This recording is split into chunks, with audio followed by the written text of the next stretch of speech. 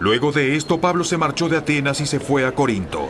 Allí se encontró con un judío llamado Aquila, natural del Ponto, y con su esposa Priscila. Hacía poco habían llegado de Italia porque Claudio había mandado que todos los judíos fueran expulsados de Roma. Pablo fue a verlos, y como hacía tiendas de campaña al igual que ellos, se quedó para que trabajaran juntos. Todos los sábados discutía en la sinagoga tratando de persuadir a judíos y a griegos.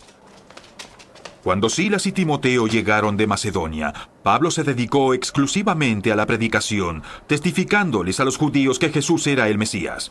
Pero cuando los judíos se opusieron a Pablo y lo insultaron, este se sacudió la ropa en señal de protesta y les dijo: ¡Que su sangre caiga sobre sus cabezas! Estoy libre de responsabilidad. De ahora en más me dirigiré a los paganos. Entonces Pablo salió de la sinagoga y se fue a la casa de un tal Ticio Justo, que adoraba a Dios y que vivía al lado de la sinagoga. Crispo, el jefe de la sinagoga, creyó en el Señor con toda su familia. También creyeron y fueron bautizados muchos de los corintios que oyeron a Pablo.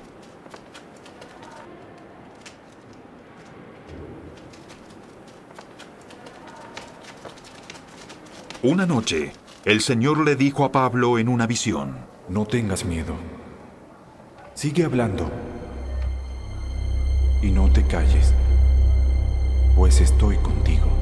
Aunque te ataquen, nadie te hará daño, porque tengo mucha gente en esta ciudad.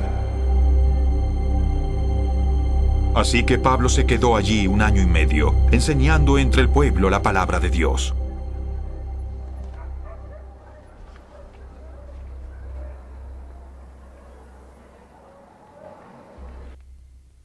Mientras Galión era gobernador de Acaya, los judíos atacaron a Pablo y lo condujeron al tribunal. Este hombre, denunciaron ellos, anda persuadiendo a la gente a adorar a Dios de una manera que va en contra de nuestra ley.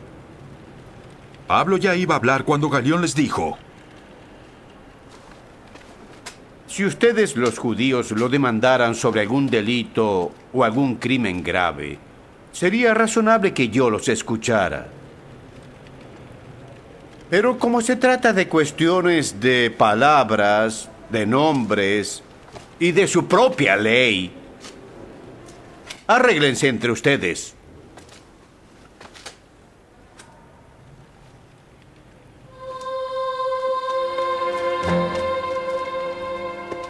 Yo no quiero ser juez de tales cosas. Así que mandó que los expulsaran del tribunal. Entonces se abalanzaron todos sobre Sóstenes, el jefe de la sinagoga, y lo golpearon delante del tribunal. Pero Galión no le dio ninguna importancia al asunto.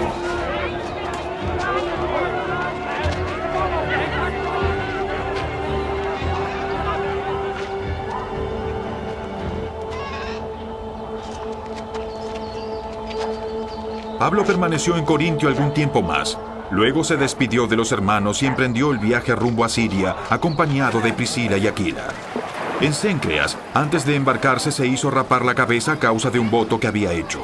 Al llegar a Éfeso, Pablo se separó de sus acompañantes y entró en la sinagoga, donde se puso a discutir con los judíos. Estos le pidieron que se quedara más tiempo con ellos.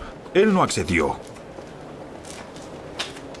Pero al despedirse, les prometió: Ya volveré, siempre que Dios quiera. Y zarpó de Éfeso. Cuando desembarcó en Cesarea, subió a Jerusalén a saludar a la iglesia y luego bajó a Antioquía. Luego de pasar algún tiempo allí, Pablo se fue a visitar una por una las congregaciones de Galacia y Frigia, animando a todos los discípulos. Mientras tanto, un judío llamado Apolos, natural de Alejandría, llegó a Éfeso. Era un hombre ilustrado y convincente en el uso de las Escrituras. Había sido instruido en el camino del Señor y con gran fervor hablaba sobre Jesús y enseñaba con mucha exactitud, aunque conocía solo el bautismo de Juan. Comenzó a hablar valientemente en la sinagoga. Al oírlo, Priscila y Aquila lo tomaron a su cargo y le explicaron con mayor precisión el camino de Dios. Como Apolos quería pasar a Acaya, los hermanos lo animaron y les escribieron a los discípulos de allá para que lo recibieran. Y entonces, cuando llegó, ayudó mucho a quienes por la gracia habían creído, pues refutaba a los judíos, demostrando por las Escrituras que Jesús